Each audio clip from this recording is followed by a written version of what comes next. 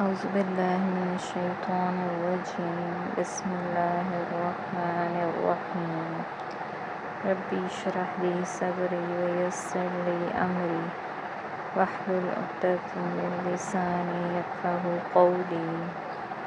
سورہ النبأ۔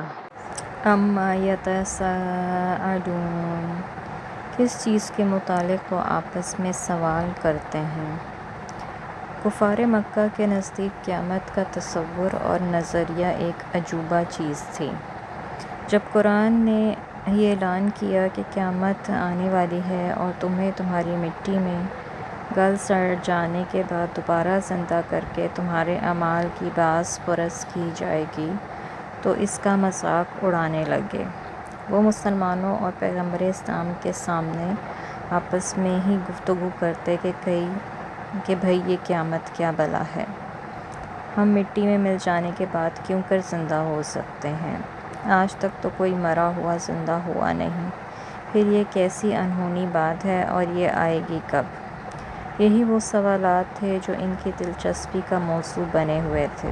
وہ مسلمانوں سے بھی اور نبی آخر الزماں سے بھی صلی اللہ علیہ وسلم اور آپس میں بھی ایسے سوالات کرتے رہتے تھے، اور اس بات سے ان کا مقصد مسلمانوں کو چڑھانا ہوتا تھا۔ عن النبأ العظیم، کیا بڑی خبر کے متعلق؟ الذی ھم فیہ مختلفون، جس میں وہ ایک دوسرے سے اختلاف رکھتے ہیں۔ دور نبوی میں عقیدہ آخرت کے متعلق کئی طرح کے اختلافات پائے جاتے تھے۔ کچھ لوگ تو دہریے تھے جو سرے سے اللہ کی ہستی کے قائل ہی نہ تھے۔ ان کے لیے عقیدہ آخرت جو ہے وہ خارج از بحث تھا، یعنی کہ وہ اس کے بارے میں کچھ ڈسکس کرنا نہیں چاہتے تھے۔ مشرکین مکہ اللہ کی ہستی کے تو قائل تھے مگر آخرت کے منکر تھے۔ عیسائی آخرت کے تو قائل تھے مگر ان میں سے اکثریت کا عقیدہ یہ تھا کہ آخری عذاب اور ثواب صرف روح پر وارد ہوگا، بدن جو گل سڑ چکا ہے اسے دوبارہ زندہ کر کے نہیں اٹھایا جائے گا۔ اور کچھ لوگ نظریہ لاعدریت کے قائل تھے، یعنی وہ شک و شبے میں مبتلا تھے۔ آج کل بھی آپ کو ایسے بہت سے لوگ نظر آئیں گے جو نظریہ لاعدریت کے قائل ہیں، یعنی کہ ان کے دل میں ابھی تک شک و شبہ ہے اس دین کے بارے میں، حالانکہ وہ مسلمان ہیں۔ بہرحال ان کے خیال میں یہ دونوں صورتیں ممکنات سے تھیں، یعنی یہ بھی ممکن ہے کہ قیامت قائم ہو اور یہ بھی ممکن ہے کہ مرنے کے ساتھ ہی انسان کا قصہ پاک ہو جائے اور قیامت کا نظریہ محض ایک قیاسی اور وہمی نظریہ ہو۔ ان سب اختلافات کے باوجود یہ لوگ عملاً اور نتیجے کے لحاظ سے آخرت کے منکر تھے، اور اللہ تعالیٰ نے ان کو آخرت کے منکر ہونے کی وجہ سے کافر ہی قرار دیا ہے۔ کلا سیعلمون، ہرگز نہیں، جلد ہی انہیں معلوم ہو جائے گا۔ ثم کلا سیعلمون، ہاں یقیناً انہیں جلد ہی معلوم ہو جائے گا، یعنی اسی دنیا میں ان کی موت کے وقت آخرت سے متعلق سب حقائق پوری طرح کھل کر ان کے سامنے آ جائیں گے۔ الم نجعل الارض مہادا، کیا ہم نے زمین کو ایک گہوارہ نہیں بنایا؟ کیا کائنات میں انسان کی زندگی کا کچھ مقصد نہیں ہونا چاہیے؟ اس کے بعد اللہ تعالیٰ نے اس کائنات سے چند ایسے آثار پیش فرمائے جس سے ہر انسان کو سابقہ پڑتا ہے، وہ ان سے متمتع ہو رہا ہے، یعنی ان سے فائدہ اٹھا رہا ہے۔ انسان کو یہ بتانا یہ مقصود ہے کہ کائنات میں یہ اشیاء کسی خاص مقصد کے لیے اور بڑی حکمت کے ساتھ پیدا کی گئی ہیں، اور ان میں سے ہر چیز اپنے مقصد کو پورا کر رہی ہے۔ اب رہا انسان، جسے عقل اور ارادہ اور شعور اور اختیار دے کر اس کائنات میں بھیجا گیا ہے کہ وہ ان تمام اشیاء سے حسب ضرورت فائدہ اٹھائے، تو کیا اس زندگی کا کچھ بھی مقصد نہیں ہونا چاہیے؟ کیا عقل اسے باور کرتی ہے کہ انسان فائدہ تو ہر طرح سے اٹھائے، دنیا میں جو جی میں آئے کرتا پھرے، پھر جب مر جائے تو اس کا قصہ پاک ہو جائے اور اس سے کوئی مواخذہ کرنے والا نہ ہو؟ یعنی آپ دنیا میں جو مرضی کرتے پھریں، جس پہ مرضی ظلم کرتے پھریں، لیکن آپ سے کوئی پوچھ نہ ہو۔ کیا کائنات کی باقی سب اشیاء کے انسان کو ایسے ہی بیکار پیدا کیا گیا ہے کہ اس کی زندگی کا کوئی مقصد نہ ہو؟ انسان کی زندگی کا مقصد یہ آزمائش ہے کہ وہ اللہ کی عطا کردہ قوتوں کا استعمال درست کرتا ہے یا غلط۔ اسے اس امتحان کے لیے اس کی موت تک کا وقت دیا گیا ہے اور ساتھ میں عقل بھی دی گئی ہے۔ وَالْجِبَالَ أَوْطَادًا، اور پہاڑوں کو میخوں کی طرح گاڑ دیا۔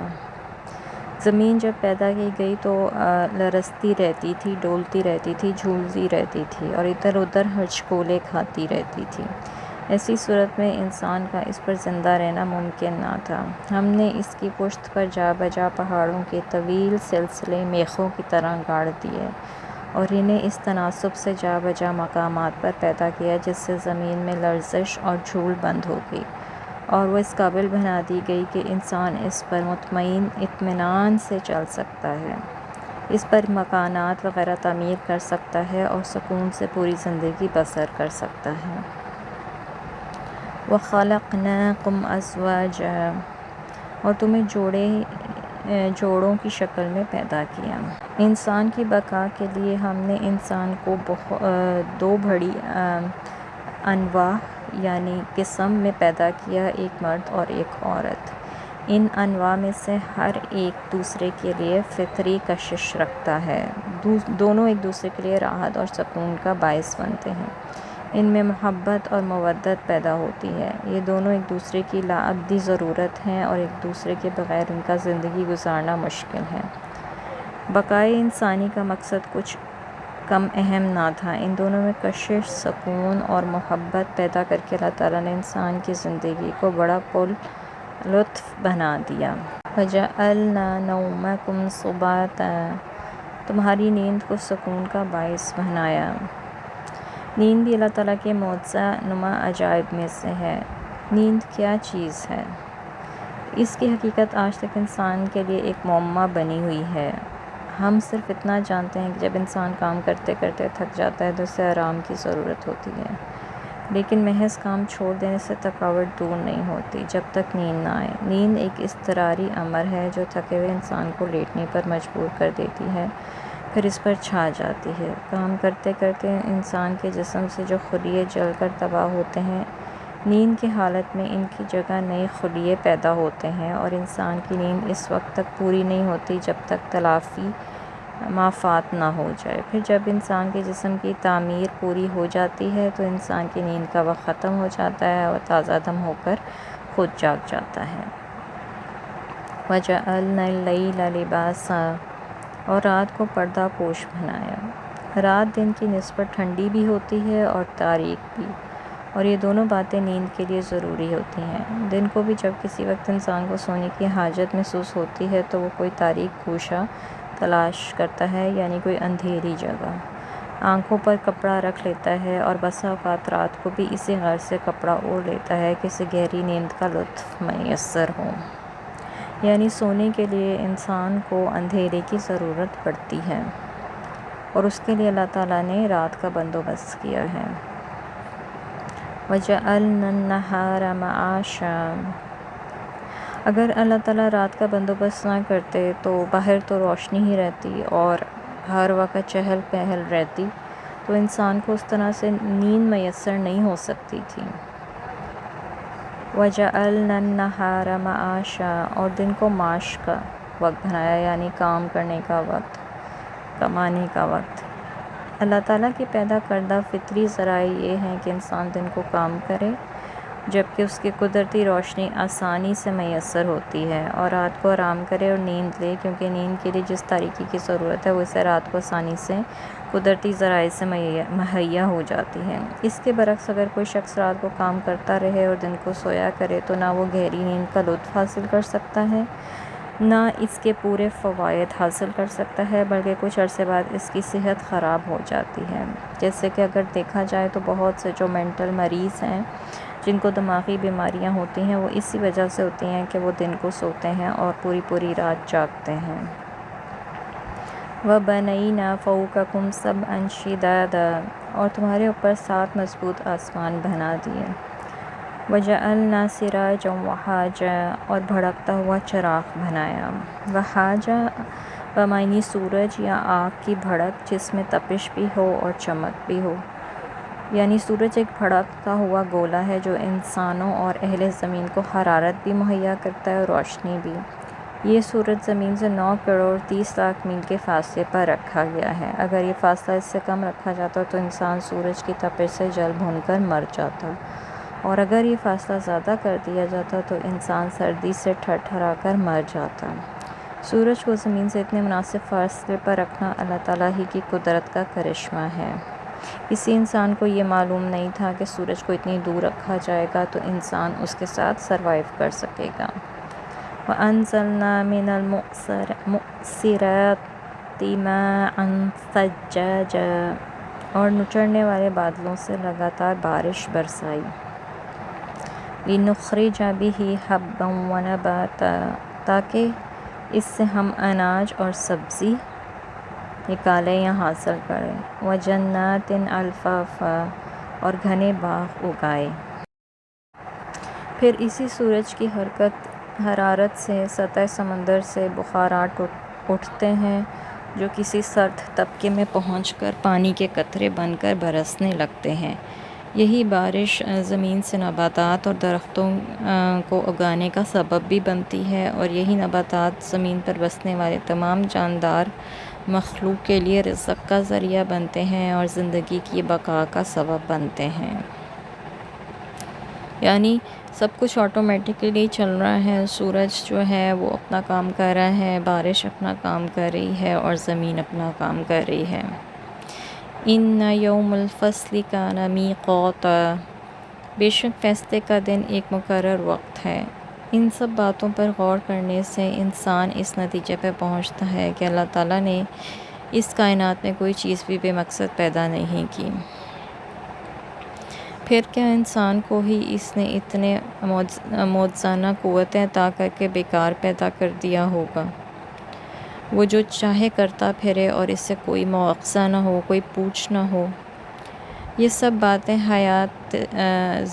موت کے بعد پر قوی دلیل ہیں، اور ایک وقت یقیناً آنے والا ہے جب اس کائنات کی بساط لپیٹ دی جائے گی اور سب انسانوں کو دوبارہ پیدا کر کے ان سے محاسبہ کیا جائے گا۔ اور یہ کب ہوگا؟ اللہ کے ہاں اس کے لیے بھی ایک ٹھیک وقت مقرر ہے۔ یوم ینفخ فی الصور فتأتون افواجا، جس دن سور پھونکا جائے گا تو تم فوج در فوج نکل آؤ گے۔ یہ دراصل دوسرا سور ہے جب لوگ اپنے جرائم کی بنا پر مختلف گروہوں میں بٹ جائیں گے اور اللہ کے حضور پیش ہو جائیں گے۔ فیصلے کے دن کی مناسبت سے اس صورتحال کا ذکر پہلے کر دیا گیا ہے۔ وَفُتِحَتِ السَّمَاءُ فَكَانَتْ أَبْوَابًا، اور آسمان کھولا جائے گا تو وہ دروازے ہی دروازے ہو جائے گا۔ آج تو ہمیں ایسا نظر نہیں آتا، آج ہمیں آسمان ایک نیلا سا اور صحیح اور سالم چھت کی طرح نظر آتا ہے جس میں کہیں کوئی رخنہ نہیں ہے، کوئی دراڑ یا کوئی شگاف نظر نہیں آتا۔ لیکن جب قیامت کا پہلا سور پھونکا جائے گا تو اس آسمان میں اتنی دراڑیں اور شگاف پڑ جائیں گے، یوں معلوم ہوگا سارا آسمان بس دروازے ہی دروازے بن گیا ہے۔ اس وقت یہ ایک محفوظ چھت نہیں رہے گا اور بے شمار ستارے آپس میں ٹکرا کر زمین پر گر پڑیں گے۔ کئی ٹوٹنے والے ستارے اور دوسری بلائیں بھی زمین کا رخ کر لیں گی۔ وَسُيِّرَتِ الْجِبَالُ فَكَانَتْ سَرَابًا، اور پہاڑ چلائے جائیں گے تو وہ چمکتی ریت بن جائیں گے۔ پہاڑوں کی زمین میں گرفت ڈھیلی پڑ جائے گی، ان کے مقامات میں تبدیلی واقع ہو جائے گی، پھر ان کے پتھر ایک دوسرے سے ٹکرا کر بالآخر چمکتی ہوئی ریت کی تودے بن جائیں گے، یعنی ریت کے بڑے بڑے ڈھیر جن پر ایک خاص زاویے سے دیکھنے سے معلوم ہوگا کہ گویا ٹھاٹھے مارتا ہوا سمندر ہے۔ پھر ان کی یہ کیفیت بھی نہ رہے گی بلکہ ہوا ان ریت کے تودوں کو ادھر سے ادھر اڑاتی پھرے گی اور پہاڑ جو ہیں وہ بالکل ختم ہو جائیں گے۔ اِنَّ جَہَنَّمَ كَانَتْ مِرْصَادًا، یقیناً جہنم ایک گھات ہے۔ لِلطَّاغِينَ مَآبًا، جو سرکشوں کا ٹھکانہ ہے۔ مرصادہ بمعنی گھات یا تاک لگا کر بیٹھنے کی جگہ جہاں شکاری غافل شکار کو پھنسانے کے لیے بیٹھا ہے۔ بیٹھتا ہے، پھر جب شکار اس کی زد میں آ جاتا ہے تو یکدم اسے قابو کر لیتا ہے۔ آخرت کے منکر بھی جہنم کے غافل شکار ہیں جو انجام سے لاپرواہ ہو کر زمین میں آزادانہ زندگی بسر کر رہے ہیں۔ ان کے مرنے کی دیر ہے کہ جہنم فوراً انہیں اپنے قبضے میں لے لے گی۔ وہ تو پہلے ہی اس انتظار میں ہے کہ اسے کب کوئی شکار مہیا ہوتا ہے۔ لابثین فیہا احقابا، جس میں وہ مدتوں پڑے رہیں گے۔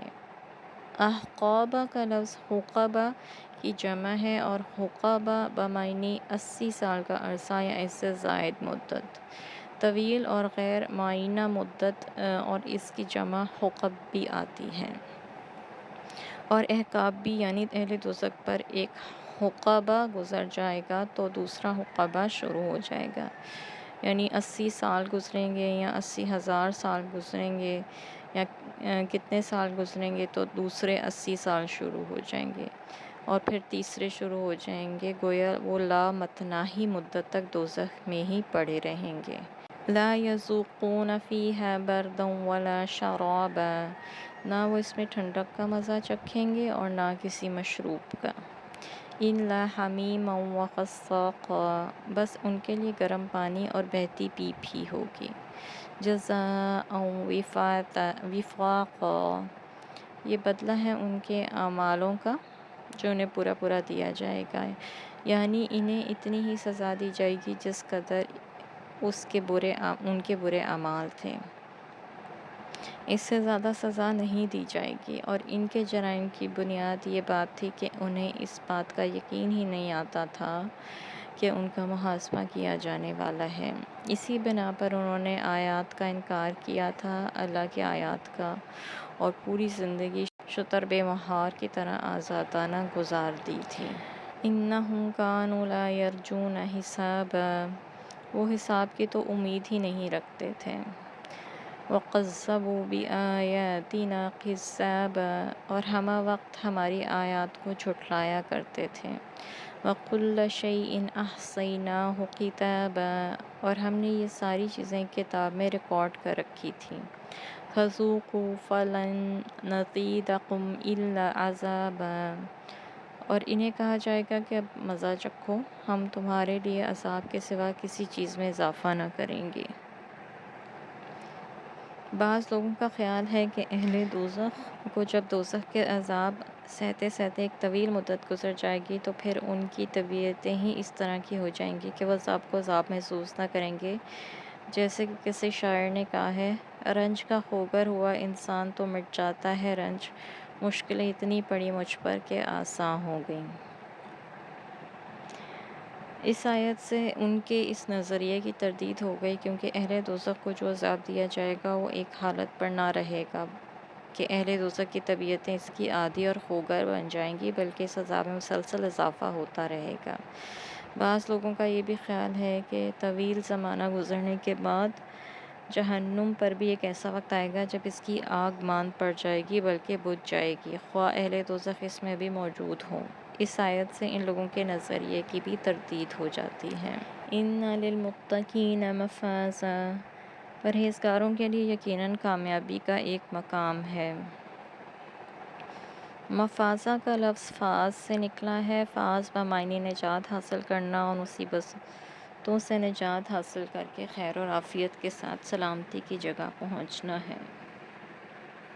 اس لیے فاز الرجال اور فوز الرجال کے معنی مرنا اور ہلاک ہونا بھی آتا ہے، اور اس میں تصور یہ ہے کہ انسان مر کر دنیا کی پریشانیوں اور مصیبتوں سے نجات حاصل کر لیتا ہے۔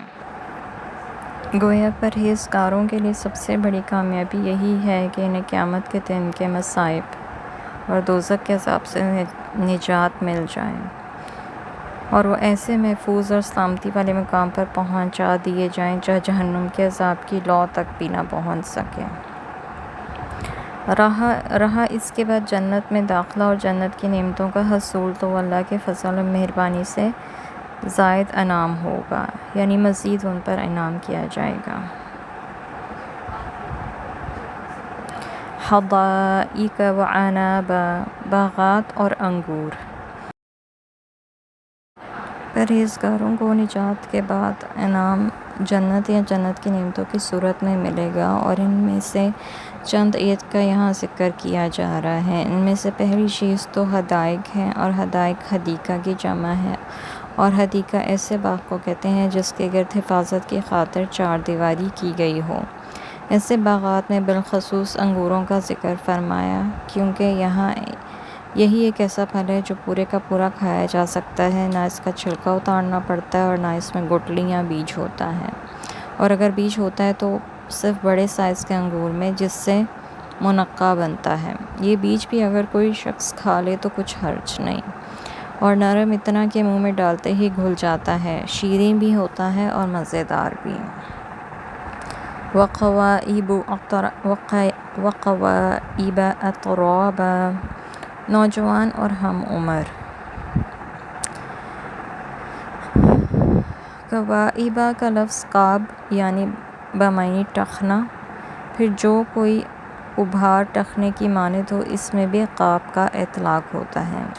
قابۃ الجاریہ بمعنی لڑکی کے، قاب کا معنی ہے ٹخنا، پھر جو کوئی ابھار ٹخنے کی مانند ہو، اس پر بھی قاب کا اطلاق ہوتا ہے۔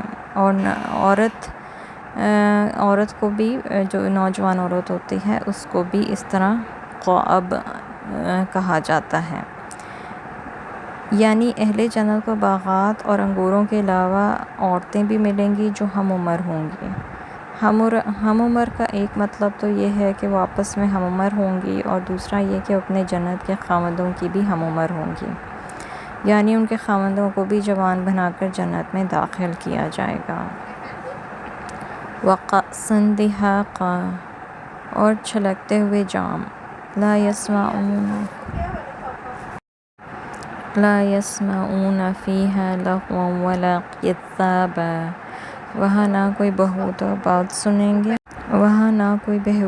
سنیں گے، نہ جھوٹ۔ اگر کسی سے پوچھا جائے کہ تم نے جھوٹ بولا تھا تو وہ اس کا جواب یہ دیتا ہے کہ مجھے جھوٹ بولنے کی کیا ضرورت تھی۔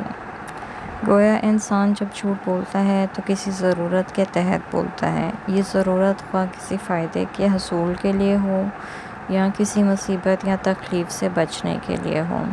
انہی دو باتوں کے لیے وہ جھوٹ بولتا ہے، ایک دوسرے سے الجھتا ہے، لڑائی جھگڑا کرتا ہے اور بیہودہ باتیں کرتا ہے۔ لیکن جنت میں نہ تو کوئی تکلیف پہنچنے کا امکان ہوگا، نہ کسی فائدے کا حصول مطلوب ہوگا، کیونکہ ہر طرح کی نعمتیں تو انہیں پہلے ہی سے میسر ہوں گی۔ لہٰذا جنت میں جھوٹ، چغلی، غیبت اور دوسری بیہودہ باتوں کی کبھی ضرورت ہی نہ پیش آئے گی۔ جزاء من ربک عطاء حسابا، یہ آپ کے پروردگار کی طرف سے بدلہ ہے جو اپنے اپنے اعمال کے حساب سے ملے گا۔ رب السماوات والارض وما بینہما الرحمن لا یملکون منہ خطابا، جو آسمان، زمین اور جو کچھ ان کے درمیان ہے سب چیزوں کا مالک ہے۔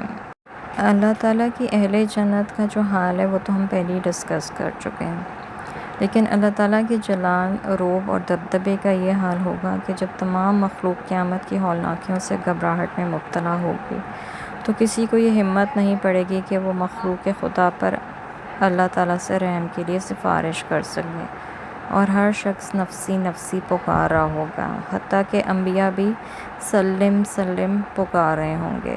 بالآخر اللہ تعالیٰ کے سامنے سفارش کے لیے رسول اللہ صلی اللہ علیہ وسلم کے نام کھرا ڈالا جائے گا، اور آپ اللہ کے حضور سب کے لیے سفارش کریں گے۔ یوم یقوم الروح والملائکۃ صفا لا یتکلمون الا من اذن له الرحمن وقال صوابا، جس دن جبرائیل اور باقی سب فرشتے صف بستہ کھڑے ہوں گے، رحمان سے وہی بات کر سکے گا جسے وہ خود اجازت دے اور جو درست بات کہیں۔ وقال صوابا کے دو مفہوم ہو سکتے ہیں، ایک یہ کہ سفارش کرنے والا ایسے شخص کے حق میں ہی سفارش کر سکے گا جس نے دنیا میں درست بات کہی ہوگی، اور درست بات سے مراد کلمہ توحید یعنی لا الہ الا اللہ، یعنی سفارش ایسے گناہگار کے حق میں تو کی جا سکے گی جو توحید پر قائم اور اللہ کا فرمانبردار ہو، مگر کسی مشرک یا اللہ کے باغی کے حق میں سفارش نہیں کی جائے گی۔ اور دوسرے مطلب کے لحاظ سے یہ دونوں صفات سفارش کرنے والے کی ہیں، یعنی سفارش وہی شخص کر سکے گا جسے اللہ کی طرف سے اجازت ملے گی، اور سفارش کرتے وقت وہ درست بات ہی کرے گا جو اللہ کی رضا کے مطابق ہوگی، یعنی اللہ تعالیٰ اس گناہگار کے جس جرم کے متعلق سفارش قبول کرنا چاہے گا، سفارش کرنے والا صرف وہی سفارش کرے گا۔ ذَلِكَ يَوْمُ الْحَقِّ فَمَنْ شَاءَ اتَّخَذَ إِلَىٰ رَبِّهِ مَآبًا۔ یہ وہ دن ہے جو ایک حقیقت ہے، اب جو شخص چاہے اپنے پروردگار کی طرف واپس جانے کی راہ اختیار کرے۔ مرنے کے بعد اور قیامت کے دن جو جو حالات پیش آنے والے ہیں وہ کھول کر بیان کیے جا رہے ہیں۔ ان کی روح سے دو راہیں انسان کے سامنے آتی ہیں، ایک یہ کہ انسان جواب دہی کے تصور سے محتاط اور ذمہ دارانہ زندگی اختیار کرے، دوسرا یہ کہ وہ آنے والی حالات سے آنکھیں بند کر کے دنیا کی زندگی میں مست رہے، جیسے کبوتر کرتے ہیں کہ اگر ان کے سامنے کوئی خطرہ ہو تو آنکھیں بند کر لیتے ہیں۔ اب انسان کو اختیار ہے کہ جون سی راہ وہ پسند کرتا ہے اختیار کرے۔ اِنَّا أَنذَرْنَاكُمْ عَذَابًا قَرِيبًا يَوْمَ يَنظُرُ الْمَرْءُ مَا قَدَّمَتْ يَدَاهُ وَيَقُولُ الْكَافِرُ يَا لَيْتَنِي كُنتُ تُرَابًا۔